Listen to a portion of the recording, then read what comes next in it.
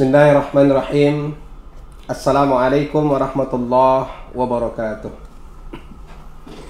Alhamdulillahilladzi arsala rasulahu bil huda wa dinil haqq liyuzhirahu 'alad dini kullih wa kafa billahi syahida.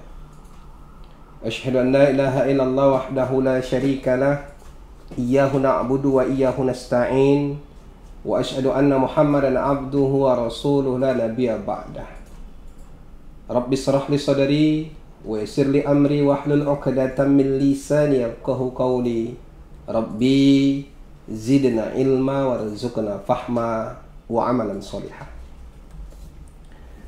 Setinggi puji sedalam syukur kita pada Allah Azza wa Jalla. Alhamdulillah, kembali atas izin Allah Subhanahu wa taala kita dapat bertemu di media ini, Awi Sumut Studio.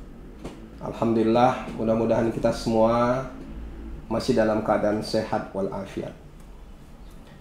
Salat dan salam kita hadiahkan ke junjungan alam ruh baginda Rasulullah sallallahu alaihi wasallam. Allahumma salli ala sayyidina Muhammad wa ala ali sayyidina Muhammad. Doa kita bersama, munajah kita kepada Allah, mudah-mudahan kita semua ini tergolong dari hamba-hamba Allah yang layak untuk mendapatkan syafaat nantinya di yaumil mahsyar kelak.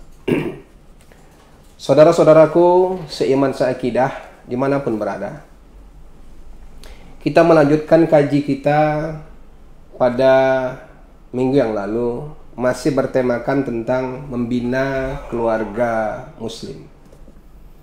Sekali lagi kita lihat dari bahasanya, ya, ada 3 penggalan di sana. Pertama, membina. Tentunya yang disebut dengan membina tersebut mesti ada beberapa unsur. Seperti kita membuat sebuah bangunan, bangunan tidak bisa didirikan pertama tanpa ada pondasi. Pondasi yang kokoh dalam sebuah bangunan, maka insya Allah gedung yang akan berdiri di atasnya itu akan bisa lebih kokoh lagi. Yang kedua, bangunan selain pondasi yang kokoh, juga tak kalah pentingnya tiang-tiangnya juga mesti dibuat sebagus mungkin sesuai dengan desain yang diharapkan. Maka bangunan tersebut pada akhirnya dia akan memiliki atap agar tidak mudah hujan, panas, ya, masuk menerpa penghuninya kelak. Maka saudara-saudaraku, kira-kira gambaran membina itu seperti itulah dia. Walau jauh sebelumnya, sebelum membina, mesti ada rencana-rencana, tahapan-tahapan. Kalau boleh bahasa orang-orang arsitektur mengatakan blueprintnya, ya, bagaimana membangun sebuah bangunan. Nah, kalau dalam masalah ini, bagaimana membina sebuah keluarga. Maka penggalan pertama katanya di sana adalah membina. Lalu pertanyaan selanjutnya, apa yang mau dibina? Ternyata dalam penggalan kedua, di situ ada kata-kata keluarga. Maka saudara-saudaraku, suka atau tidak suka, maka yang disebut dengan keluarga minimal ada suami, ada istri. Kalaupun tidak ada suami atau istri, maka yang paling penting di sana ada kepala keluarga dan ada anggota keluarga. Ada pimpinan, ada bawahan. Maka utuhlah dia disebut sebagai keluarga. Ya, ini kita belum berbicara bagaimana keluarga yang idealnya. Tapi paling tidak dasarnya keluarga ada kepala keluarga dan anggota keluarga. Lalu penggalan kata yang ketiga di sana itu ada kalimat muslim. Nah, kata-kata yang ketiga ini menjadi sebuah pondasi bagi kita sebagai umat Islam yang tentunya berkeyakinan tiada Tuhan selain Allah Subhanahu wa taala. Ini menjadikan sebuah pondasi dasar yang sangat urgen, sangat penting bagi kita umat Islam.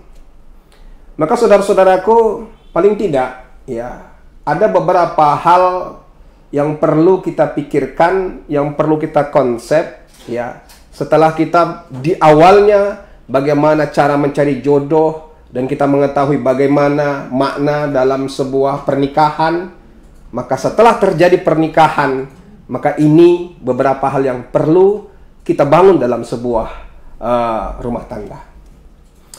Pertama, ada konsep yang perlu kita perhatikan, bahwa ketika membangun sebuah rumah tangga, bangunlah hubungan baik kepada Allah Subhanahu wa Ta'ala. Makna luasnya bahwa rumah tangga tidak akan bisa dibangun dengan apik, tidak bisa dikatakan sebagai sakinah, mawaddah, warahmah kalau hubungan kepada Allah Subhanahu wa Ta'ala rusak. Kalau hubungan kepada Allah Subhanahu wa Ta'ala itu tidak ditata dengan baik. Maka Al-Quran menjelaskan kepada kita, la tungkihul musrikati hatta tu'minna. Maknanya apa? Jangan kalian nikahi orang-orang musyrik sampai mereka beriman. Makna dasar di sini, ketika kalian ingin menikah, cari satu konsep yang sama. Konsepnya apa? Sama-sama mardotillah, satu akidah. Maka kalau orang-orang liberal sekarang mengatakan nikah itu kan gak ada masalah, mau beda agama, ya, maka sistem mereka atau pemikiran-pemikiran orang di luar Islam itu salah satunya itu merusak dengan pernikahan beda agama. Maka dalam konsep Islam sendiri, ya, tidak akan pernah terjalin yang namanya sakinah, mawaddah, warahmah kalau memang pernikahan itu tidak didasari dengan satu akidah. Maka pondasi pertama adalah bertuhankan kepada Allah Subhanahu wa Ta'ala. Tidak bisa yang lain. Maka jangan kalian nikahi atau jangan menikah dengan orang yang di luar satu akidah sampai mereka, ya, orang-orang yang di luar Islam itu mereka beriman kepada Allah Subhanahu wa Ta'ala.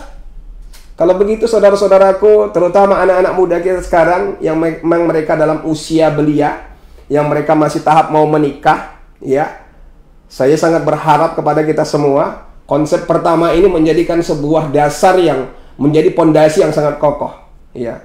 Karena dulu, ya, tahun-tahun 80-an, ya, itu ada artis yang nikahnya dijadikan sebuah barang contoh. Inilah dia ikon nikah beda agama, si laki-laki muslim, si perempuan non-muslim.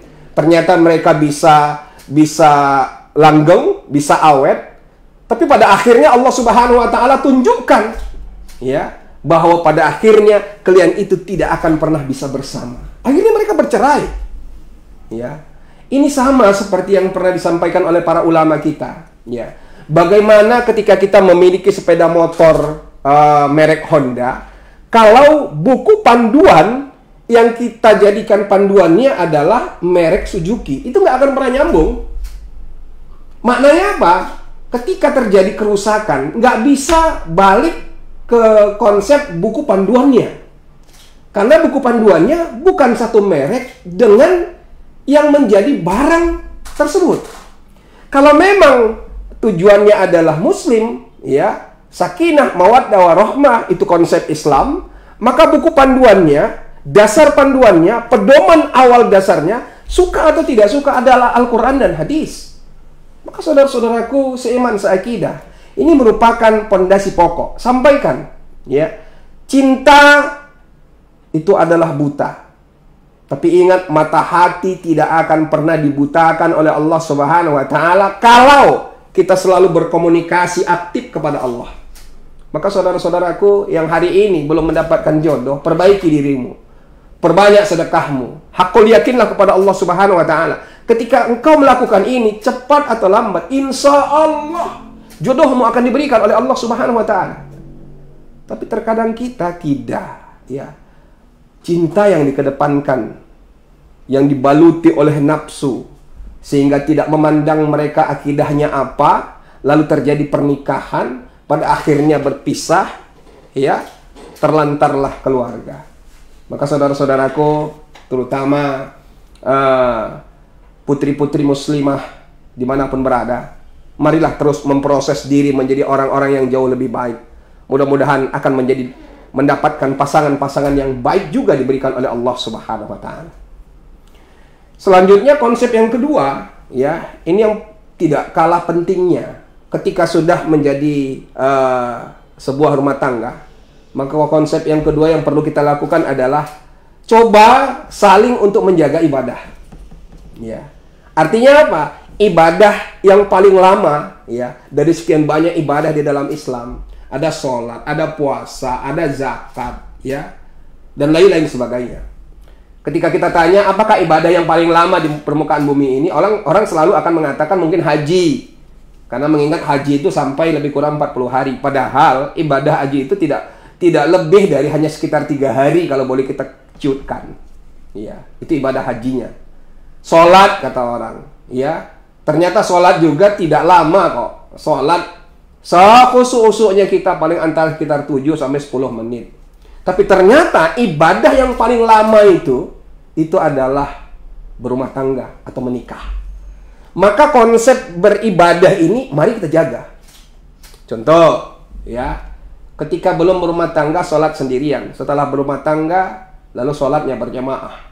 Nilai sholat sendirian dengan sholat berjamaah sudah pasti nilainya berbeda. Iya, satu. Yang kedua, setiap apapun yang dilakukan oleh suami dan istri, ya, jangankan mereka beribadah kepada Allah, ya, saling melayani, istri melayani suami, suami melayani istri, ketika itu niatnya mardotillah, hakul yakinlah, itu menjadi ibadah di hadapan Allah Subhanahu wa Ta'ala. Sangat mudah. Ketika suami pulang, lalu istri tersenyum, berpakaian yang cantik, bersolek yang baik, tutur katanya yang manis, itu menjadi sebuah ibadah di hadapan Allah, membuat dan membahagiakan hati istri, itu juga ibadah. Maka mudah sekali mencari ibadah ketika sudah dalam rumah tangga. Maka konsep yang kedua ini, yakini, ya, bahwa mari saling menjaga ibadah. Terutama menjaga hubungan baik kepada Allah Subhanahu wa Ta'ala melalui ibadah rumah tangga. Contoh, ketika istri tertidur pulas, sholat subuh sudah memanggil, as-salatu khairum minan naum. Sholat itu lebih baik daripada tidur. Ternyata yang terjaga duluan adalah suami. Alangkah harmonisnya, alangkah romantisnya ketika pada saat itu suami membangunkan yang bangun. Ya, Allah sudah memanggil melalui sholat. Ayo kita sholat berjamaah. Kalaupun tidak sholat berjamaah, minimal bangun. Abang mau ke masjid, ya, Dinda sholat di rumah. Jadi artinya saling ingat mengingatkan ketika melakukan ibadah kepada Allah Subhanahu wa Ta'ala. Ini sangat penting, ya. Tidak semua orang dapat melakukan amal soleh. Siapapun kita punya kesempatan untuk menjadi orang-orang yang berbuat tidak baik. Nah, tugas suami, tugas istri pada saat istri melakukan khilaf, pada saat suami melakukan kesalahan, maka saling ingat mengingatkan. Dan pada saat saling ingat mengingatkan, saling tegur menegur, tidak untuk menjerumuskan dan tidak untuk membuka aib, maka pada saat itu menjadi sebuah nilai ibadah di hadapan Allah Subhanahu wa Ta'ala, bahwa engkau telah melakukan ibadah melalui jalan berumah tangga. Maka saudara-saudaraku seiman seakidah, ya, saling menjaga ibadah ini maknanya luas, bukan hanya sekedar menjaga hubungan baik kepada Allah, tapi jagalah hubungan baik antara suami dan istri. Saya hakul yakin, ya, dalam rumah tangga tidak ada yang tidak pernah ribut. Pasti, sebagus apapun desain rumah tangga tersebut, pasti pernah ribut. Ya, tapi tolong jangan keributan ini dijadikan hal yang biasa. Ya, kalaupun ribut, kalaupun berdebat, berdebatlah untuk mencari ridho Allah Subhanahu wa Ta'ala. Ini konsep yang kedua, mari sama-sama kita perhatikan. Yang ketiga, saudara-saudaraku seiman seakidah, ya, apa yang perlu diperlakukan, apa yang perlu menjadi dasar untuk membina sebuah rumah tangga? Konsep yang ketiga ini tak kalah pentingnya adalah perhatian. Ya, perhatian itu penting. Ya, kalau yang namanya sudah berdua, beda dengan sendirian. Ya, nikah itu secara lughat, secara bahasa akad. Akad itu singkatnya adalah ikat. Jadi kalau sudah diikat, maka tidak bisa bebas sesukanya. Maka jangan pernah punya pikiran seorang suami ketika ditegur oleh istri, "Bang, kenapa abang pulangnya larut malam? Apa urusanmu?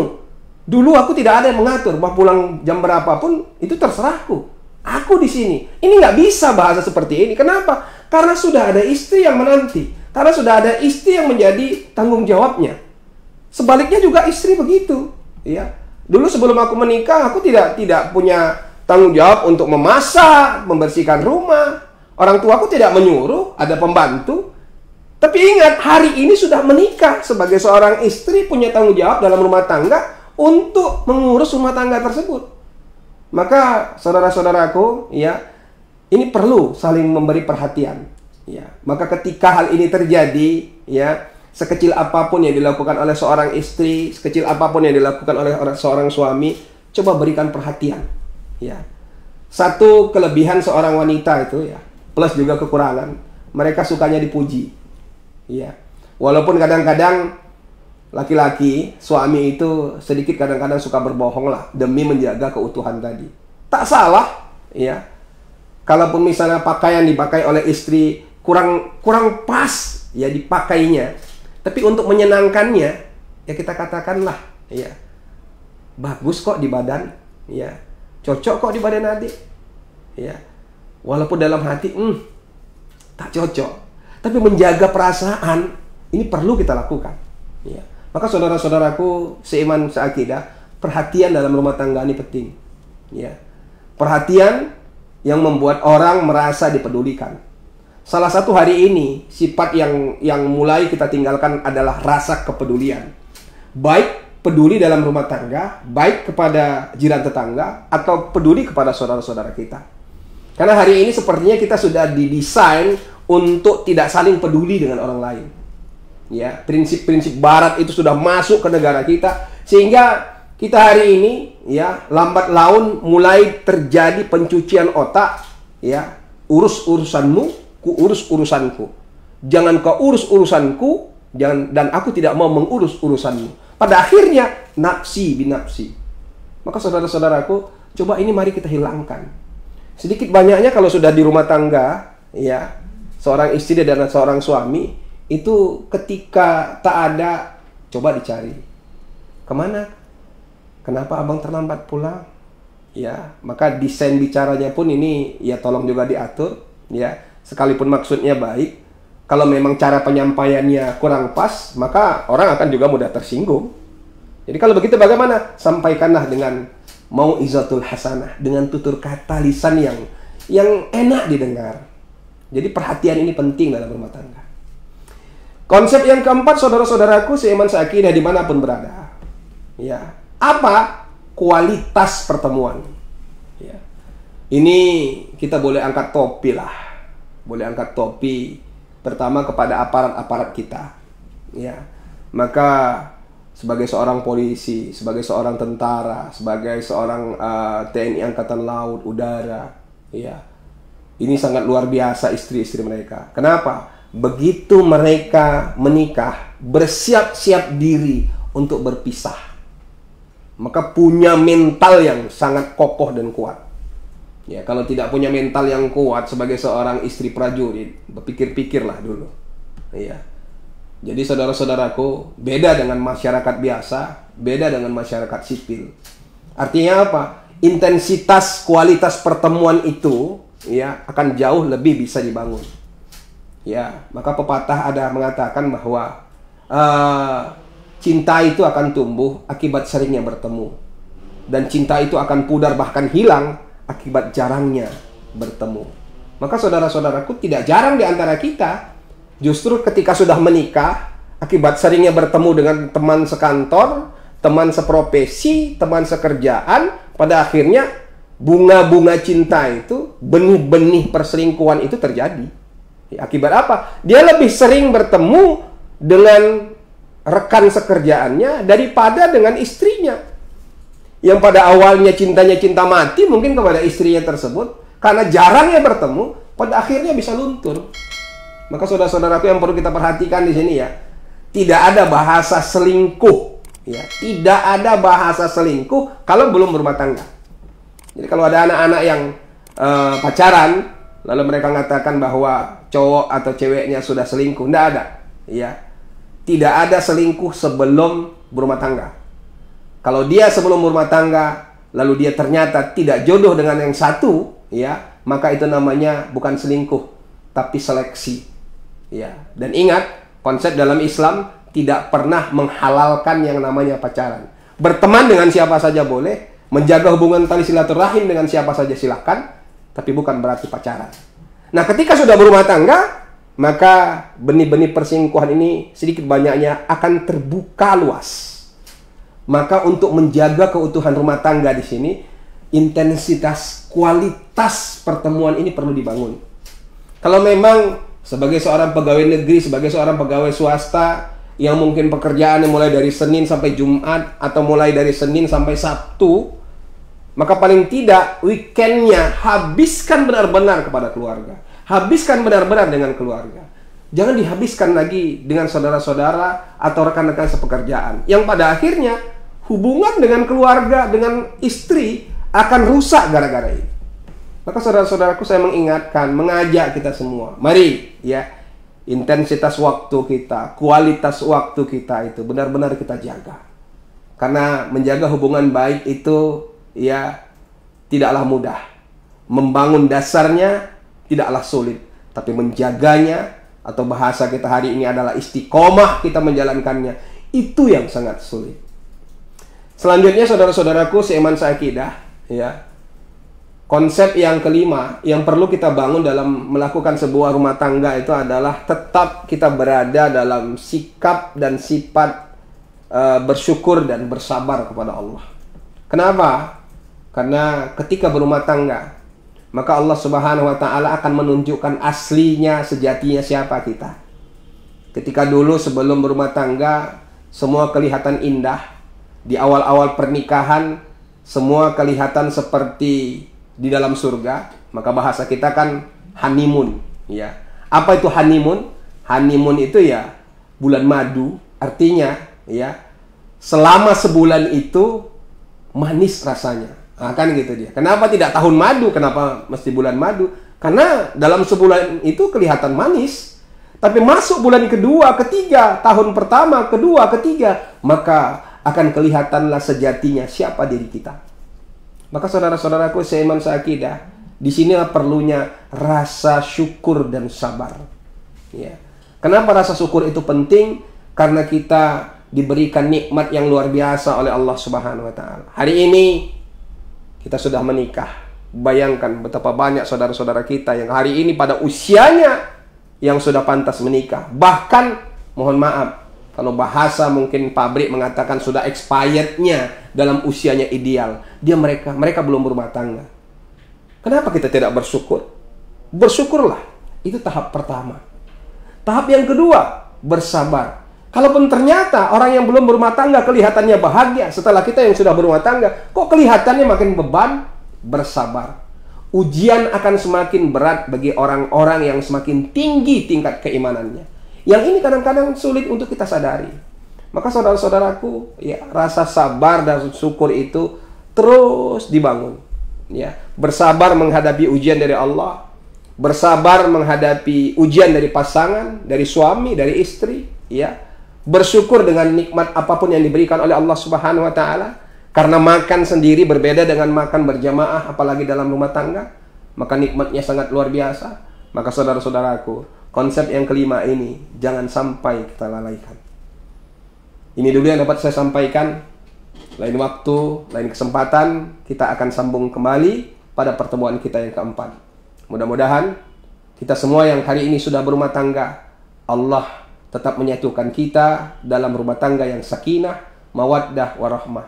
Dan bagi saudara-saudaraku yang hari ini belum diberikan jodoh oleh Allah Subhanahu wa Ta'ala, saya berdoa buat kita semua, mudah-mudahan diberikan jodoh yang baik oleh Allah Subhanahu wa Ta'ala. Pada Allah saya mohon ampun, pada saudara-saudaraku dimanapun saya mohon maaf. Nasrul minallah fathul qarib wa basyiril mu'minin ihdinas siratal mustaqim. Assalamualaikum warahmatullahi wabarakatuh.